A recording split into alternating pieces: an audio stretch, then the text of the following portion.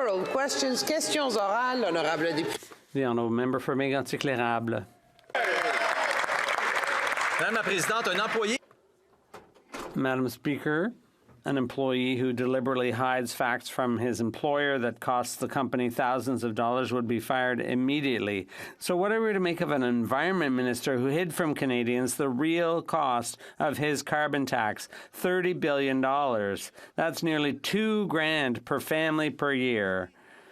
And now he wants to muzzle the parliamentary budget officer and hide the truth from Canadians. When will he be fired? The Honourable Minister of the Environment. Madam Speaker, we will not be lectured here on this side of the House by people who can't even do basic math.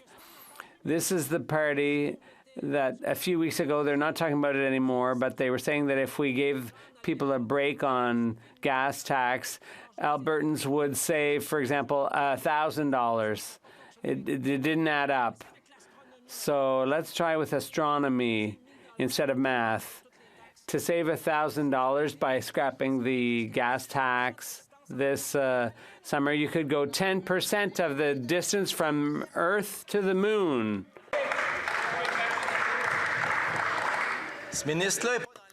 The minister is out to lunch, Madam Speaker. Don't talk about the moon. Now, what we learned from the report was the true cost of the carbon tax, the true cost to Quebecers. It says Quebecers will spend $5 billion a year in economic damage because of the carbon tax. The worst thing is that the Liberal bloc wants to collect even more by radically increasing the tax on gas and diesel. Mr. Speaker, the minister hid the truth and Quebecers are paying the price. When will he resign? Madame la Présidente. The Honourable Minister. Madam Speaker, it's so ridiculous. The PBO confirmed that 8 families out of 10 are getting more than they pay into the carbon tax. They're getting more back. And, of course, there are costs to every measure we take, but the Conservatives never talk about the benefits, the billions in investments right now, not in 2030, but the millions, the 23, without talking about the $23 billion rather, that we will be spared in averted disasters so with the climate. So if anyone should resign, it's members opposite. The Honourable Member for Mégantic-L'Érable. Madam Speaker, the Liberals have refused to include a clause in their bill, their job-killing tax bill, that would guarantee that 99% of Canadians will be spared the carbon tax, the Liberal bloc's tax hike to capital gains. We wanted to protect plumbers, carpenters, small business, and seniors. When will the Liberal bloc stop picking the pockets of the middle class to pay for this oversized government? The Honourable Minister.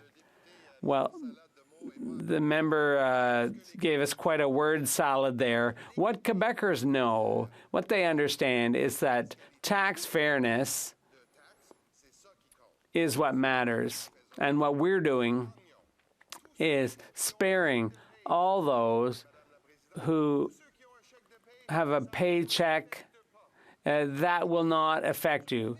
People who earn in 1 year over $250,000 in capital gains will have to pay a little bit more.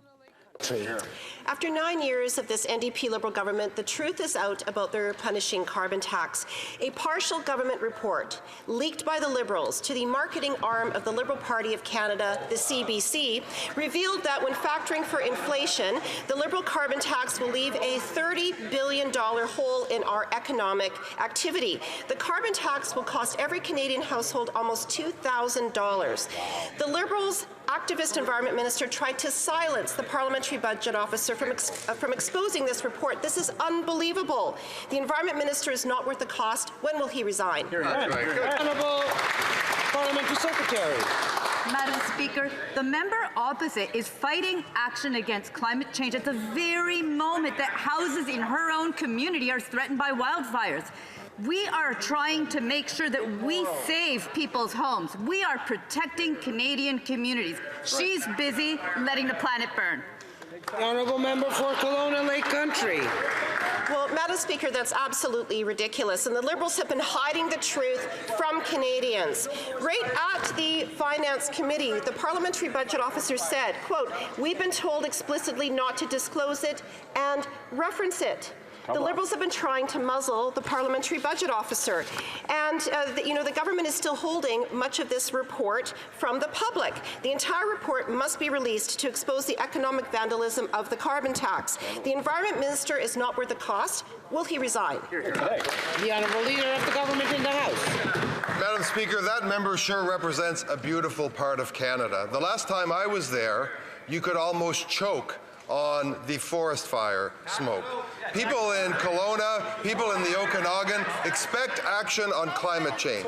And they also know that 8 out of 10 of them pay less in price on pollution than they get back in rebates. That is the case across the country where the tax applies. Madam Speaker, we are acting on the environment. We are acting on affordability. The people of the Okanagan support that.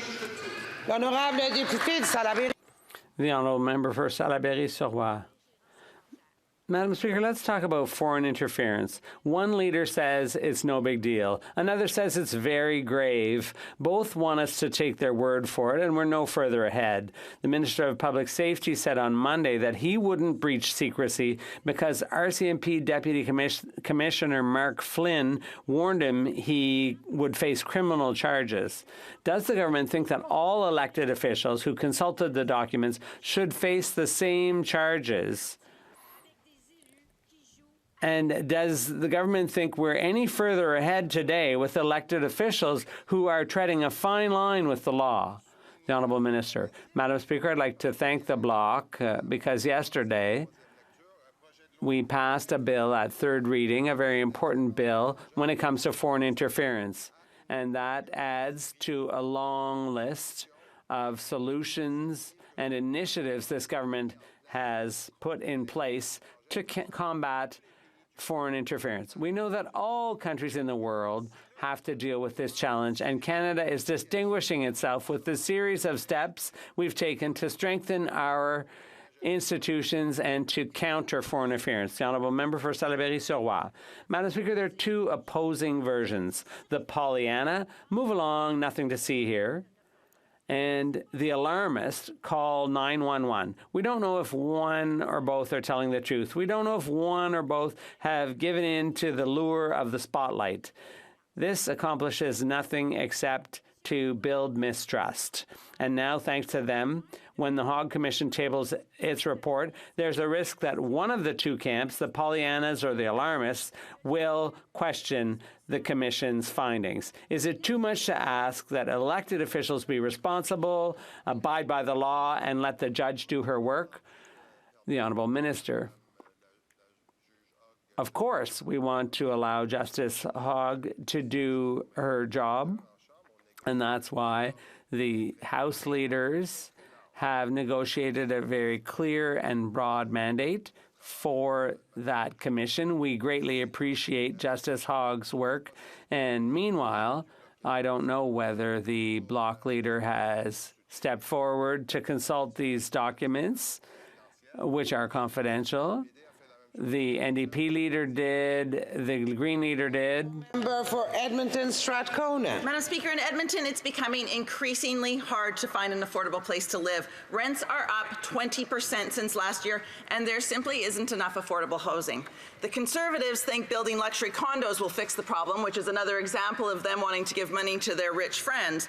But Canadian families need a home, and the Liberals aren't acting with the urgency necessary to build below-market, co-op, and supportive housing. When will this government get serious about affordable housing so that people in Edmonton can find a place to live? Thank you. The Honourable Parliamentary Secretary. I wish the member would have attended this week's meeting at the House of Commons committee that's responsible for housing, Mr. Speaker. And Albertan Tim Richter from the Canadian Alliance to End Homelessness made clear that this housing vision put forward by the government is the most ambitious in 40 years, and it's substantive.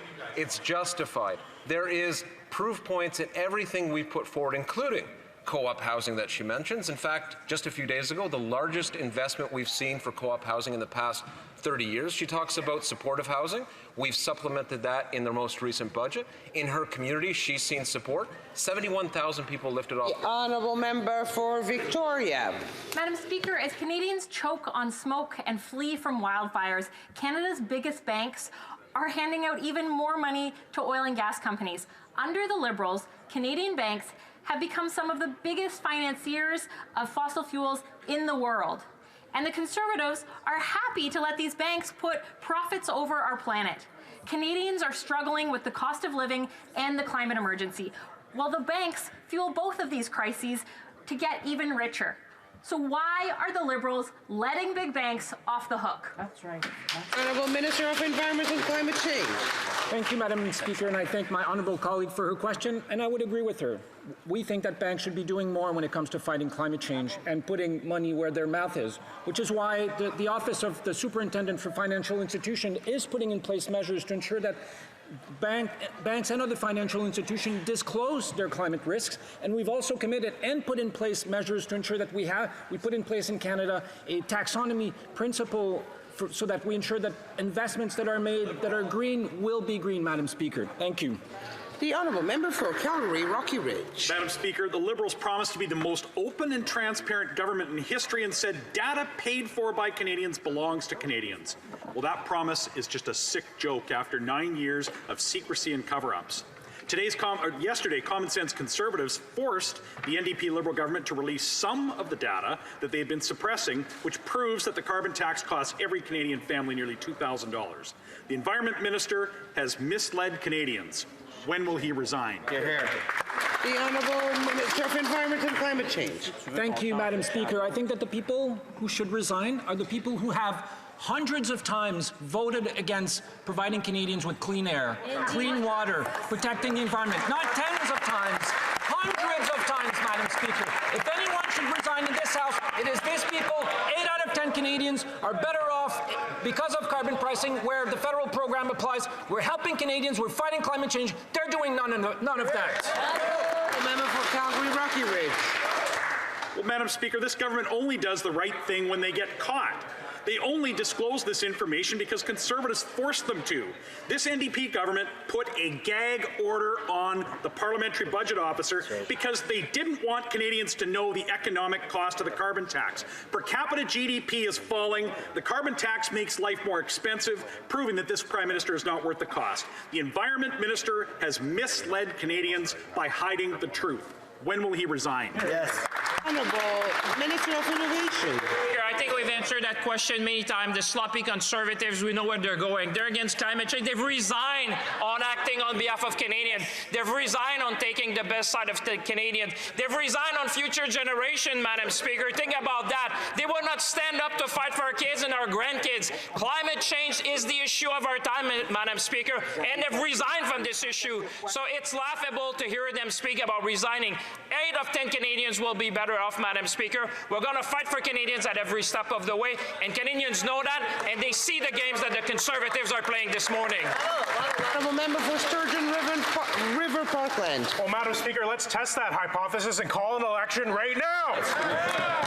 After months of fighting this NDP Liberal government just to get the facts, we finally got some of the documents. The government's own analysis on the carbon tax shows that Canadians will lose nearly $30 billion, costing families $1,800 each year. Clearly, Canadians are not better off with this job-killing carbon tax. Everyone is paying more and getting less. This Liberal government is not worth the cost. The minister needs to take responsibility for hiding this information from Canadians. When will the Prime Minister be demanding his resignation? The Honourable Parliamentary Secretary.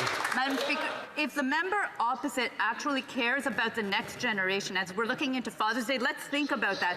We're talking about taking responsibility today for our actions to make sure that we're passing over a healthy planet to our next generations. 8 out of 10 Canadians get more back from the climate rebate than they do pay in any kind of carbon pricing, but more importantly, we're making sure that we're protecting the planet for our children. Honourable member for Sturgeon River Parkland. Well, Madam Speaker, if that was true, why is this NDP Liberal government working so hard to cover up the documents that prove them wrong? It was only common sense Conservatives who forced this NDP Liberal government to reveal the truth. And the Liberals tried to discredit our own budget watchdog. But it was revealed that they were hiding the true cost of their carbon tax with secret documents and gag orders. These Liberals can run, but they can't hide from the true cost of their inflationary carbon tax. Canadians will lose nearly $30 billion a year. That's $1,800 for each Canadian family. The minister needs to face the consequences for this cover-up. When will the Prime Minister demand his resignation? The Honourable Leader of the Government in the House. Madam Speaker, this Environment Minister is the first Environment Minister in history to put forward a credible plan to meet our 2050 net zero objectives and our Paris commitments. That member, you know what he should do? You know what they preferred, which would have remained secret? His premier, who scoured the universe, looked on the internet, got out his calculator, did all of that analysis that Scott Moe does, and said, you know what? The price on pollution is the cheapest way to go about fighting climate change and putting money in people's... The Honourable Member for Regina Wascana. Madam Speaker, after 9 years of this Liberal NDP government, this Prime Minister is not worth the cost or the cover-ups. The Environment Minister has been saying all along that the carbon tax wouldn't cost us any money, or that it would even make money. But now we know the economy will lose $30.5 billion per year, or $1,800 per family, because of the carbon tax. Madam Speaker, when will the Environment Minister resign? Good question. The Honourable Parliamentary Secretary. Clear, Madam Speaker, that question's been answered numerous times, but it's no surprise that Conservatives don't want to talk about their embarrassing vote against tax fairness. Well, Conservatives believe if you're flipping burgers, you should pay more tax than if you're flipping stocks or houses. With our plan, we're standing up for tax fairness.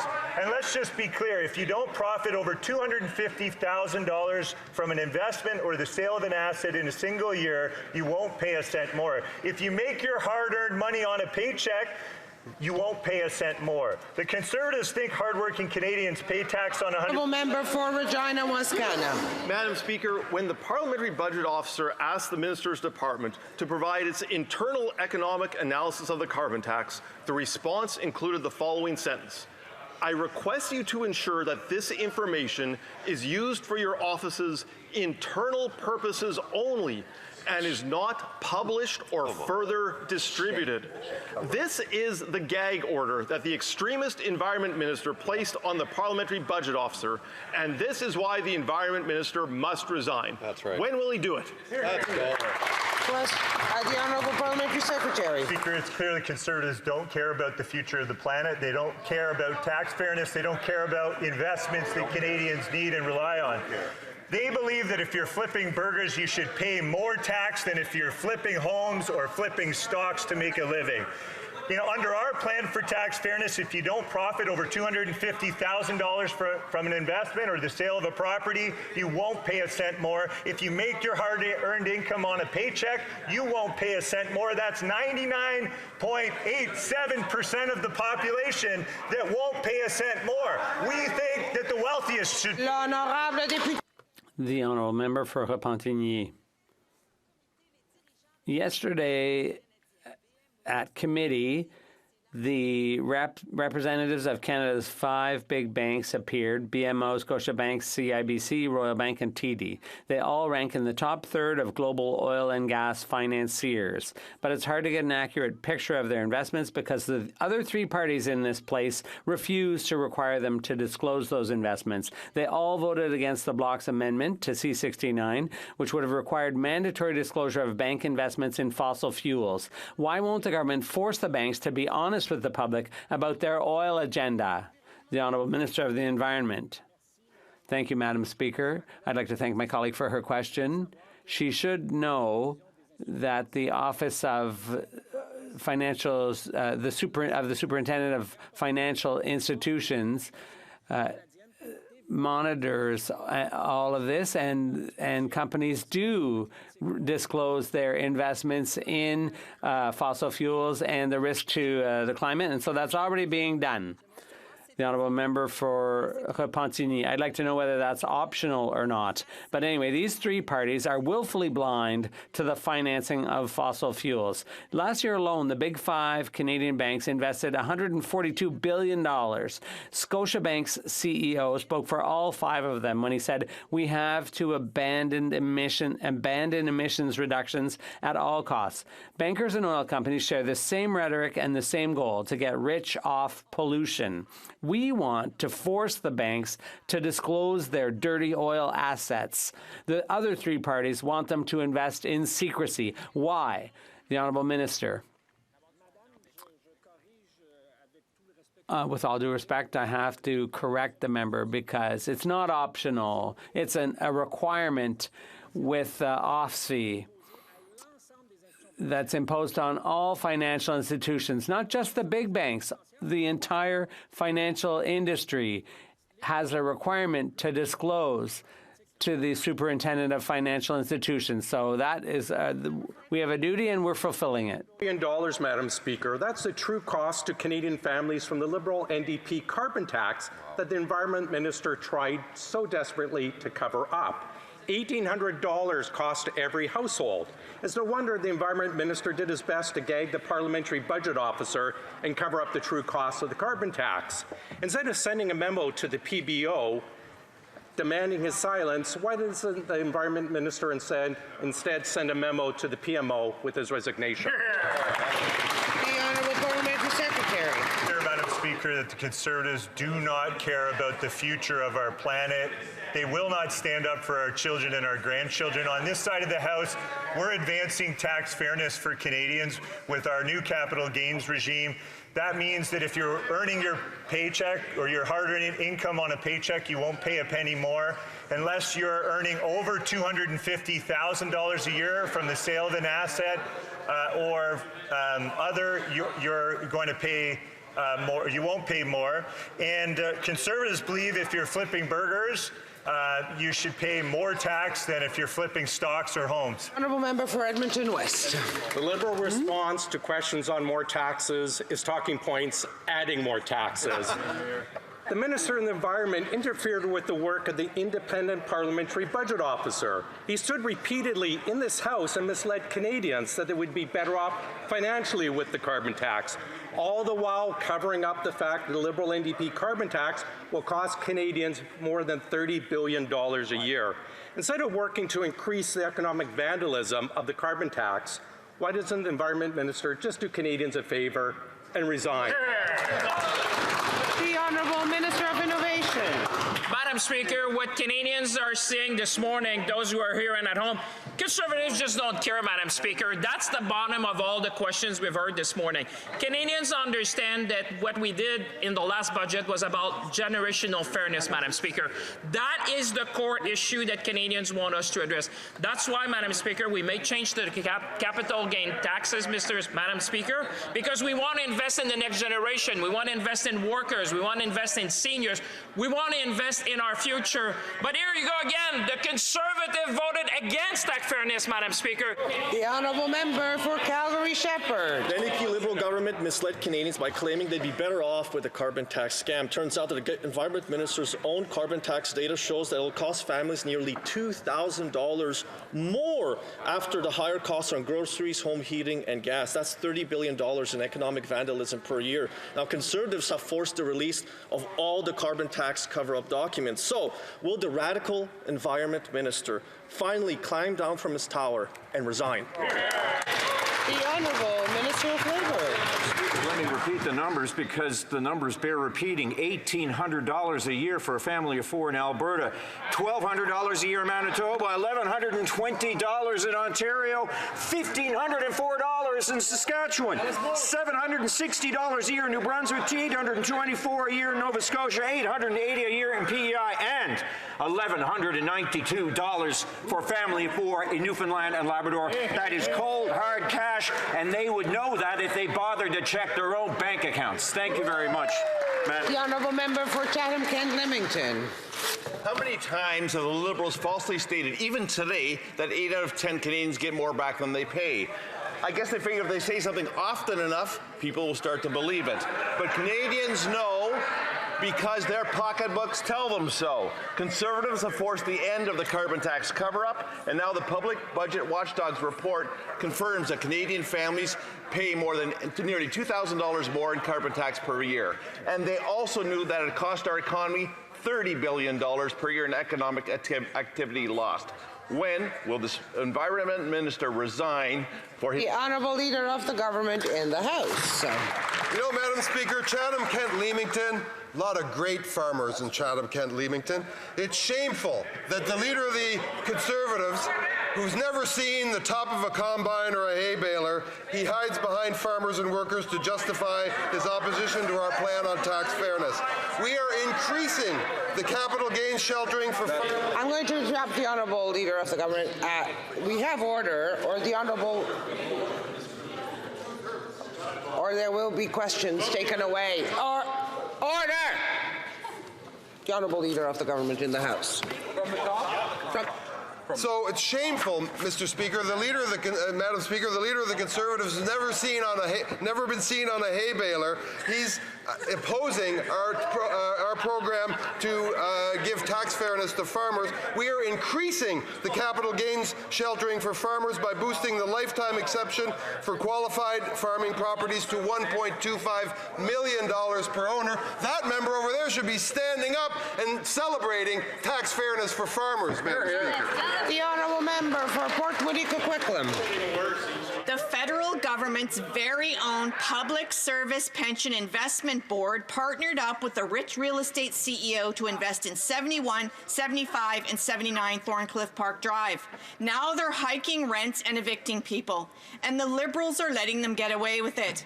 When the NDP tried to summon that very same CEO to explain themselves, the Liberals and the Conservatives teamed up to block it. Why are the Liberals partnering with rich CEOs to jack up rents and evict people from their homes?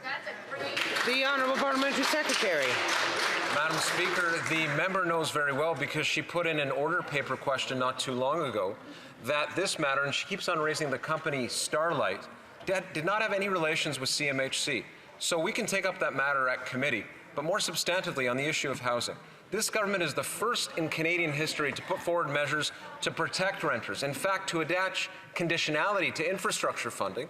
Provinces want access to infrastructure funding. They have to respond by putting in place protections for renters, Mr. Speaker, whether it's supportive housing, whether it's co-op housing, all these things that the NDP rightly champion. We're behind that vision for the country, Madam Speaker. Thank you. The Honourable Member for Winnipeg Centre.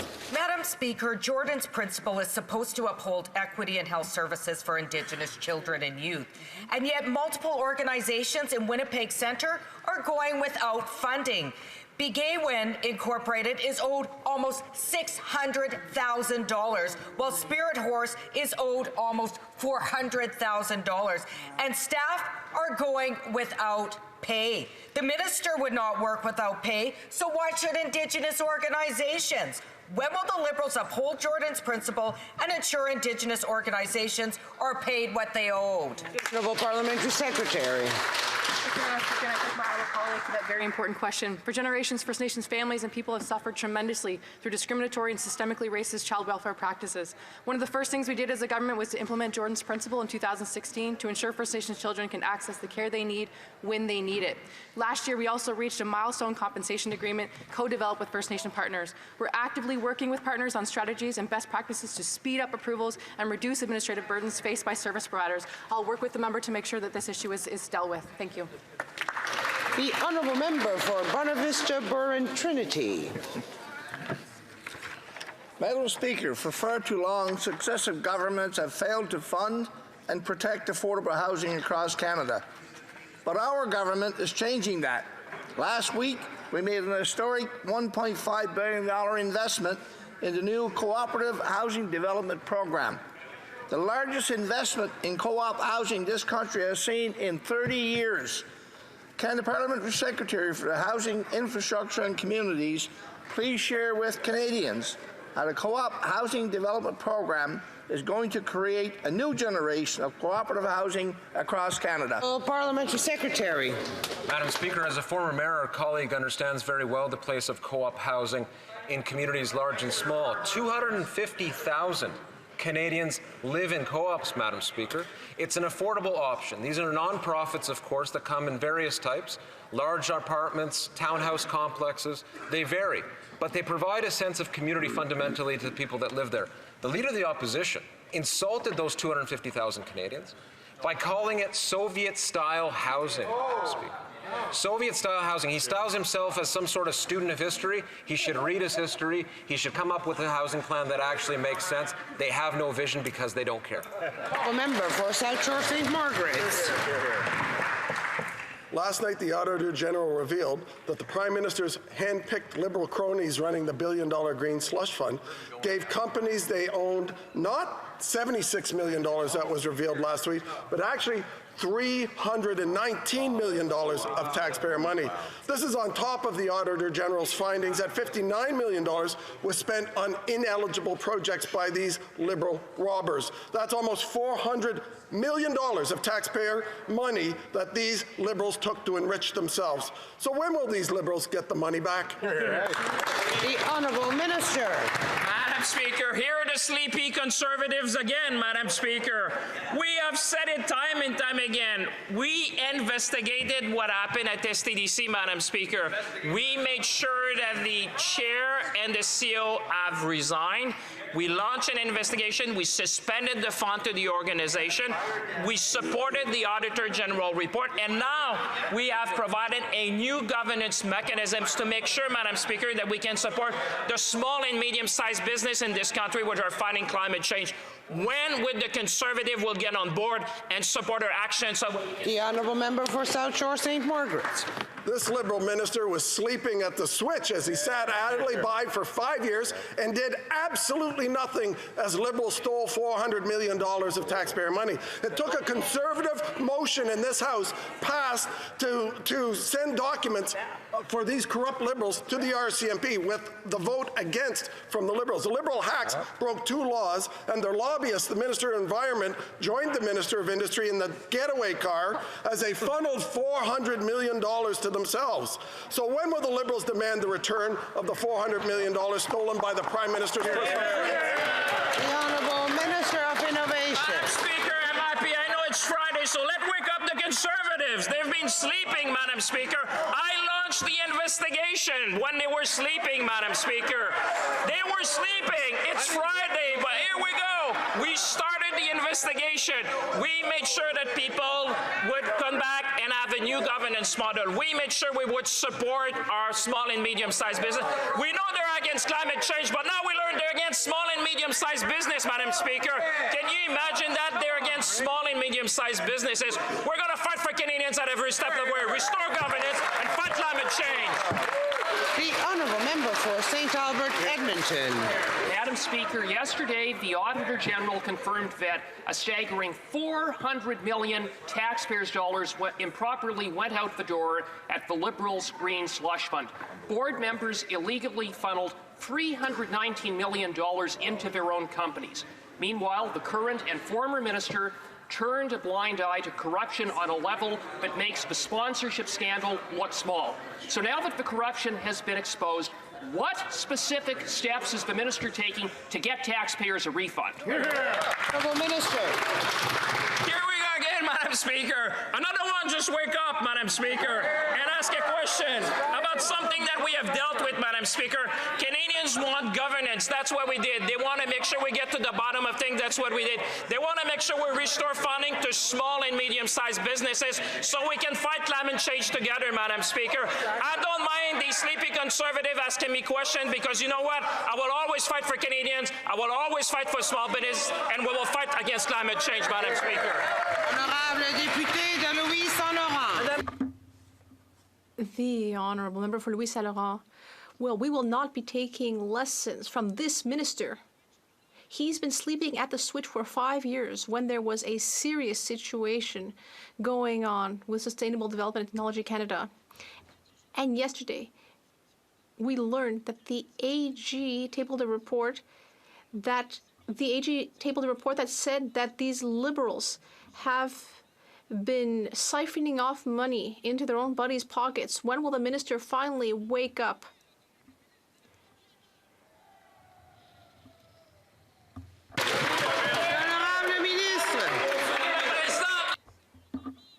The Honourable Minister, my friend for Louis Saint Laurent is finally waking up in French this time. I know it's Friday, but people seem to be finally waking up. As I said in English, we launched an inquiry, Madam Speaker, to ensure we have appropriate governance within this important organization. The chair of the board resigned. We have suspended funding.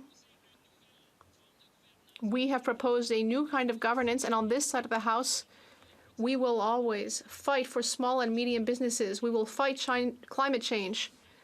And Madam Speaker, we will be supporting our businesses. The Honourable Member for Abitibi-Baie James Nunavik EU.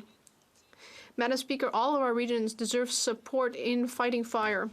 In the supplementary estimates, Ottawa has increased the budget for the Pacific Economic Development Agency to rebuild Lytton in BC, which was destroyed by fires in 2021. We want people in Lytton to be able to rebuild their lives. And last summer, we also had fires in our regions. In Quebec, 4.3 million hectares of forest burned. That's more than the surface area of Switzerland. Will other economic development agencies also receive a similar level of assistance? The Honourable Minister of the Environment, I'd like to thank my colleague for her question.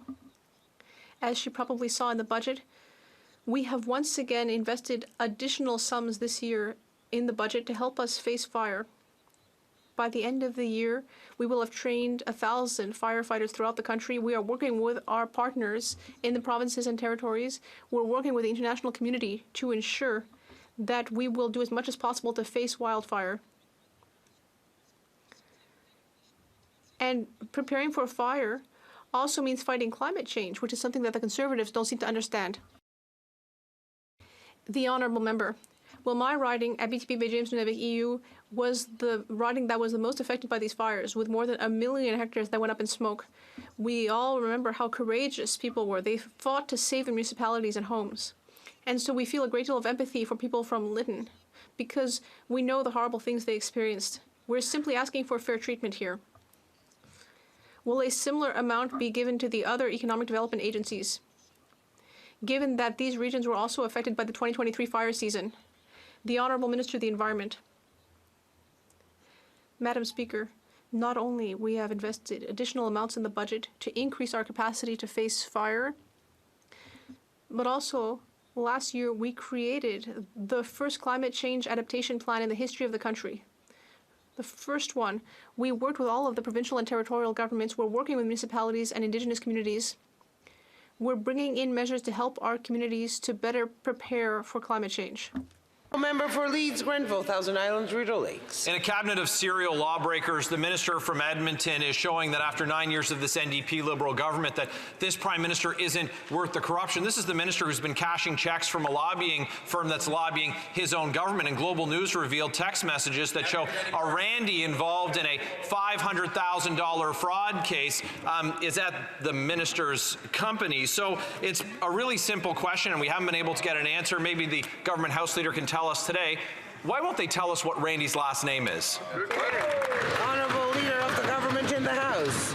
Madam Speaker, as this member well knows and has been repeated many times, the minister took an hour to answer the questions coming from, among others, the honourable colleague across. He has lives under the most stringent conflict of interest and ethics guidelines in the world, and he's completely answered all of the questions that have been posed, Madam Speaker.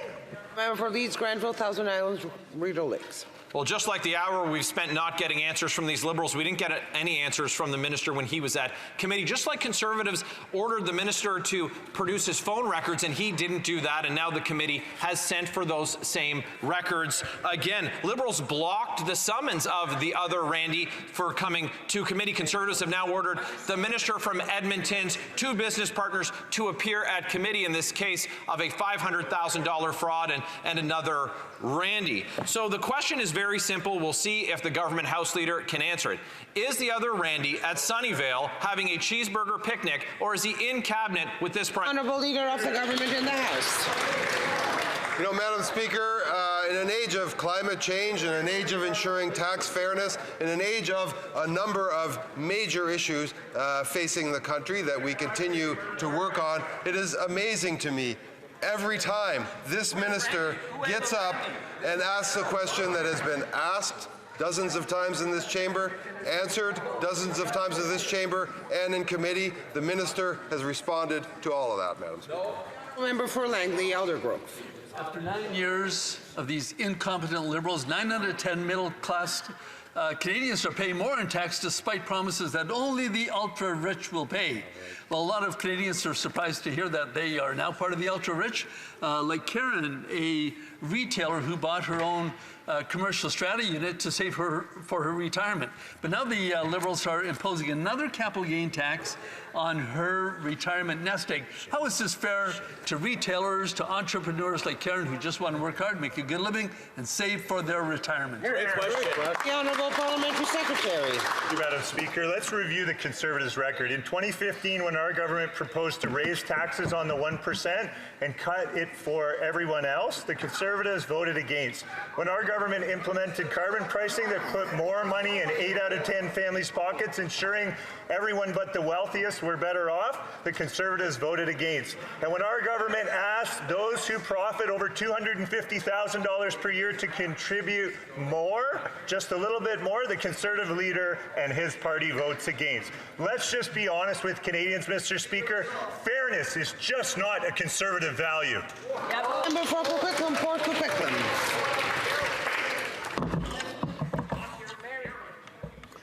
Madam Speaker,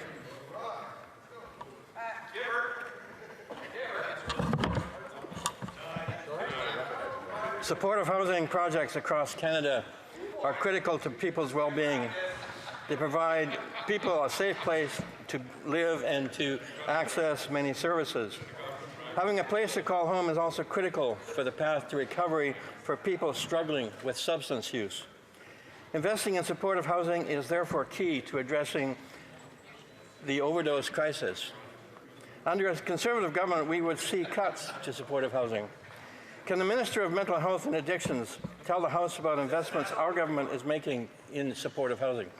The Honourable Minister. Thank you, Madam Speaker. Madam Speaker, building and supporting low barrier access to housing is at the core of our response to the overdose crisis. For example, we are supporting Northreach Society project in Alberta, where they provide treatment and mental health services to tenants.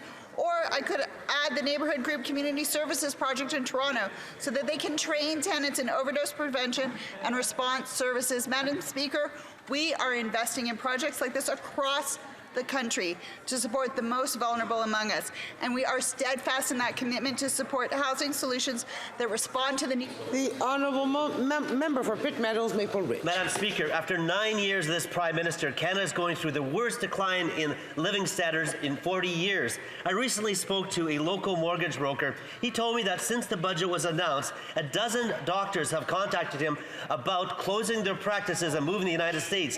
This is terrible for Canadians, as millions are without a family doctor.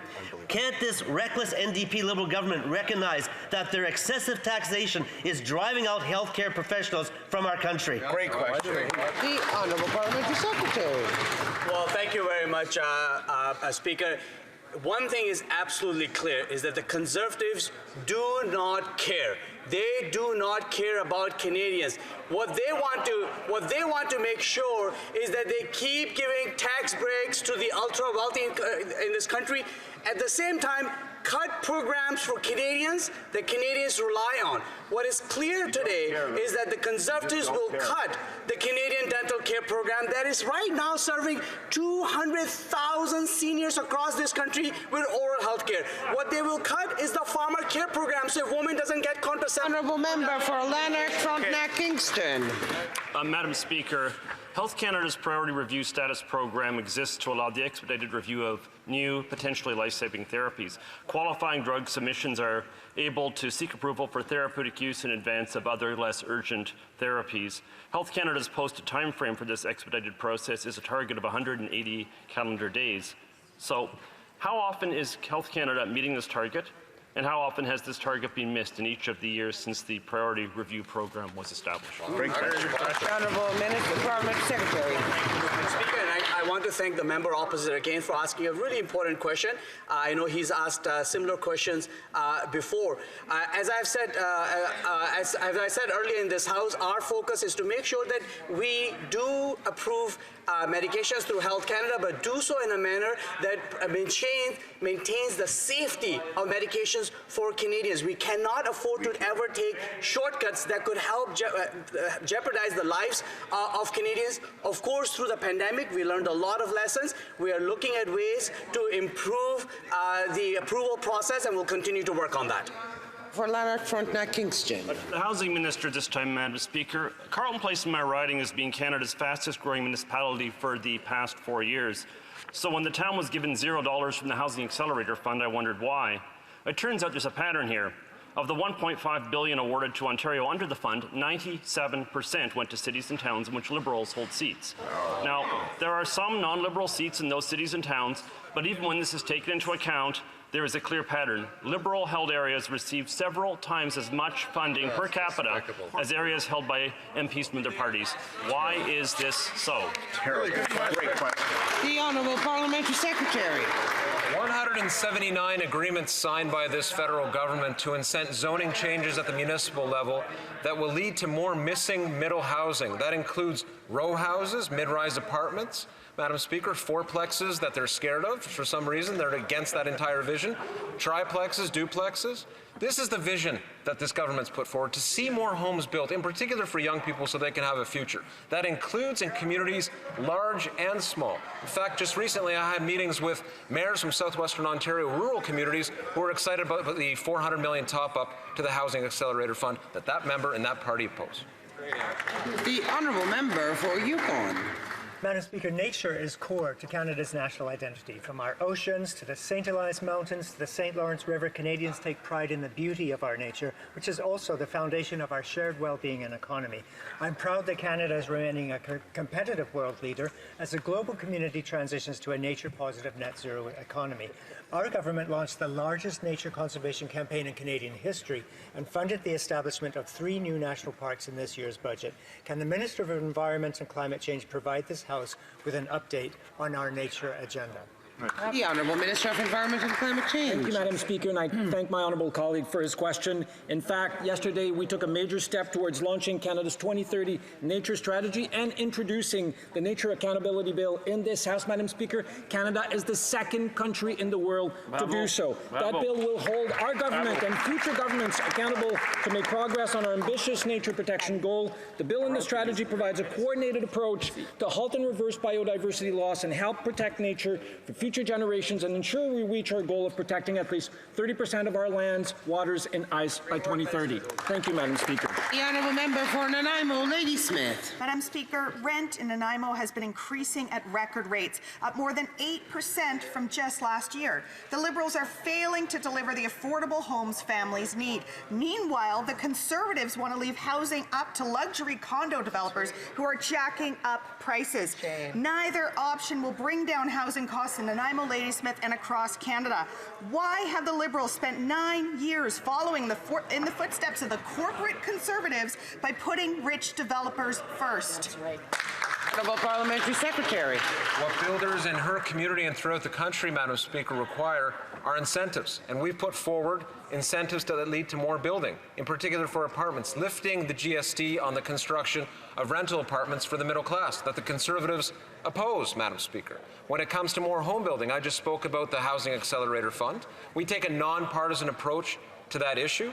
In communities large and small, represented by various members of Parliament, we're seeing more building, or we will see more building by zoning changes that incent the kind of building that we need for young people in particular, more missing middle options from duplexes to fourplexes to mid-rise apartments and so on. We have more to do, and we will. And that is it for oral questions today. Alors, les affaires courantes. Routine proceedings. The Honourable Government House Leader rising on a point of order. Yes, a point of order, Madam Speaker. We were not able to reach an agreement regarding 78.1 or 78.2 of the standing orders regarding third reading and report stage of C-69, an act for some measures contained in the budget tabled in Parliament April 16, 2024. Under 78.3, Standing